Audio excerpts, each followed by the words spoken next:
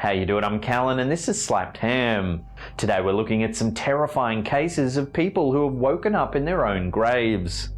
And today we've got something a little bit special. We've collaborated with Bedtime Stories. They've done all the amazing background art. I'll let you know a little bit more about their YouTube channel later in the video, so stay tuned.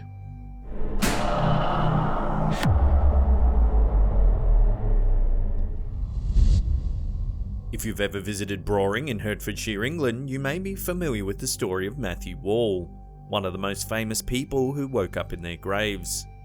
His story was so compelling that the village created a holiday to celebrate it, known as Old Man's Day, celebrated on the 2nd of October. In 1571, Matthew Wall was preparing to be married when he came down with a fever and died. Officials decided that he should be buried quickly so that the sickness wouldn't spread. As his casket was being carried, a pallbearer slipped on some leaves and dropped his corner of the casket. Much to their surprise, the fall resulted in screaming from inside the casket. As it turns out, Matthew was only in a coma. After he woke, he married and had 2 children. He eventually died 24 years after his near burial. His will stipulated that church bells must ring for a funeral and a wedding every October 2nd.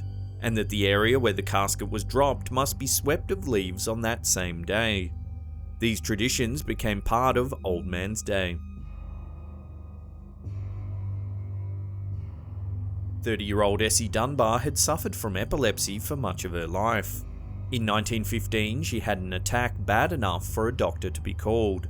When the doctor arrived, he declared that Essie had died. The parishioners decided to wait until the following morning to bury Essie so that her sister, who lived in a neighbouring town, would be able to attend. They gave Essie a long funeral, but her sister still didn't make it in time. When the sister finally arrived, she demanded that the grave be dug up so she could take one final look at her sister.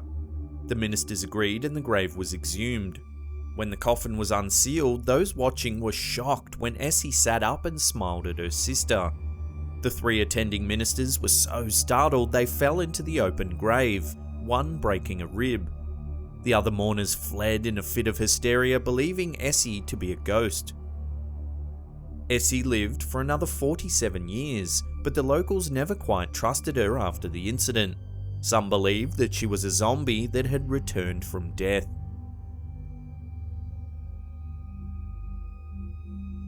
In 1899, Octavia Smith married a successful businessman, John Hatcher. 2 years later, they were overjoyed to welcome a son into their family. Unfortunately, Octavia's happiness didn't last long. Her son lived for only a few days. His death plunged her into a deep depression. She fell into a coma and was eventually pronounced dead. Soon after, other people in the town began to exhibit the same symptoms. They fell into comas but eventually woke. Worried that Octavia might not actually have been dead, her husband dug up her grave. He was horrified by what he found. Although she had been buried on her back, Octavia was found on her stomach. The lining of her coffin was shredded and her fingernails were broken and bloody, evidence of a gruesome fight from within the grave. Like many people who have woken up in their own graves, stories about Octavia abounded. Some say you can still hear her wailing in the cemetery where she met her tragic end. 22-year-old Eleanor Markham was pronounced dead in 1894. The family decided to hold the funeral quickly, so she was placed in a coffin and carted off to the cemetery. However, on the way to the burial, the pallbearers heard a strange noise coming from inside the coffin. They decided to remove the lid. When the coffin was open, Eleanor jumped out and yelled, "You're burying me alive." Eleanor fainted after her proclamation. When she awoke, she told her family that she could hear everything while her body was being prepared for burial, but she was unable to move or speak. It was only her extreme terror once inside the casket that allowed her to summon the strength to call out. Public fear of being buried alive spread quickly, and her case became legendary. Of all the people who have woken up in their own graves and made it out alive, Angelo Hayes may have the record for the longest amount of time spent underground. In 1937, he was riding his motorcycle when an accident caused him to be thrown from the bike headfirst into a brick wall. He was declared dead, and because of the gruesome nature of the injuries to his face and head, his family was not permitted to view his body. 3 days later, he was interred. 2 days after the burial, his grave was exhumed because of an insurance investigation. Examiners were startled to discover that his body was still warm. Evidently, the head injury sent him into a coma, which meant that his body needed less oxygen, allowing him to live in his grave for 2 days. He eventually recovered from his injuries and became a local celebrity because of his unusual story. Many stories of people who have been buried alive have happy endings. Unfortunately for Mary Nora Best, hers isn't one of them. In 1871, the 17-year-old contracted cholera. A surgeon pronounced her dead and she was sealed inside of a mausoleum. 10 years later, the vault was opened to entomb the body of another family member. Shockingly, Mary's body was found lying half inside and half outside of her coffin. It's said that the surgeon who proclaimed Mary's death stood to benefit from her demise, so many believe that he poisoned the girl and certified that she had died. She eventually awoke from the poison's trance and pushed the lid off the casket. The strain caused her to faint and she hit her head on a rock and died draped over the edge of the casket. Marjorie McCall was a young woman when a fever took her life. She was buried quickly to keep the sickness from spreading. Many in the town knew she had been sent to her eternal rest wearing an expensive ring. This lured grave robbers to the cemetery. The thieves dug up the grave and began to cut Marjorie's finger so that they could remove the ring. The pain from the cuts caused her to suddenly awaken with a scream. According to legend, the grave robbers were so shocked that they dropped dead of fright. Marjorie pulled herself from the grave and went home. Her husband was so shocked to see her return from the dead that he too died of fright. Marjorie, however, lived for many years before passing away and returning to the same cemetery where she was mistakenly interred.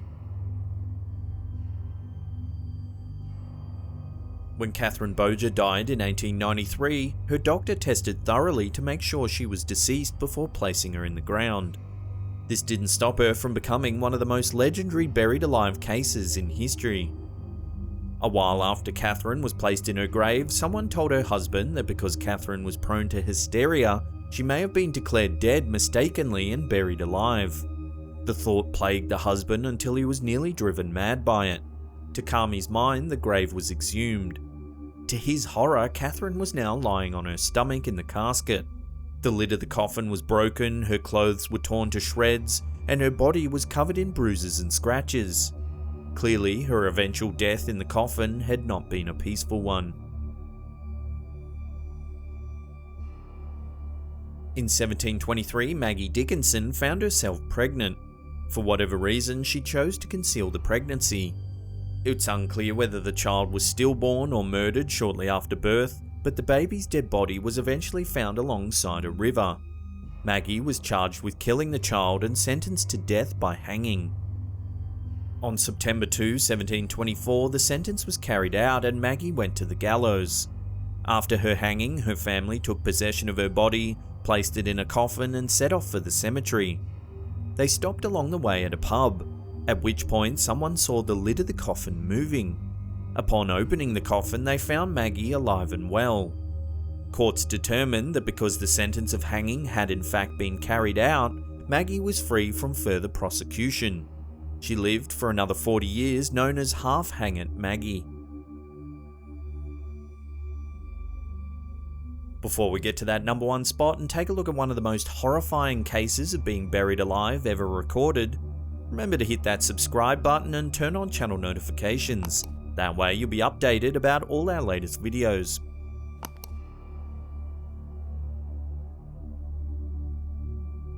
In 1901, a woman named Madame Bobin arrived in France from Senegal.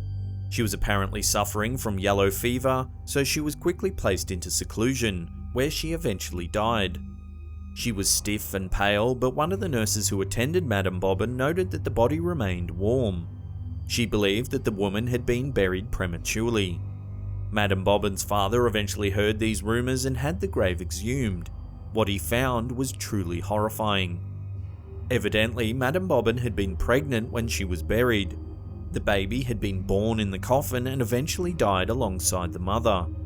Autopsies showed that the cause of death for both the mother and the child was not yellow fever, but asphyxiation from a lack of oxygen inside the grave. So I want to give a huge shout out to Bedtime Stories for collaborating with us on this one. They're an amazing YouTube channel that does scary stories as well. They draw all their own unique background art like you saw in this video.